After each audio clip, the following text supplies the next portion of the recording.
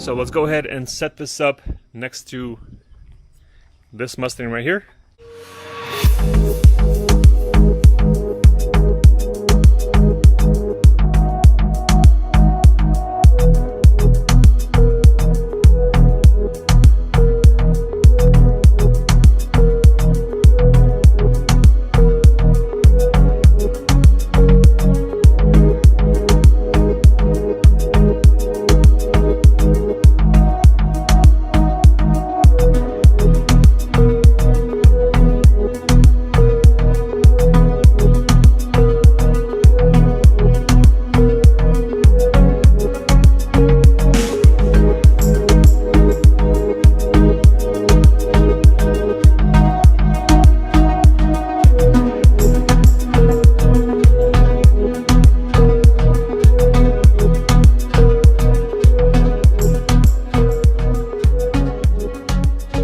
Alright guys, and the canopy is up and ready to go.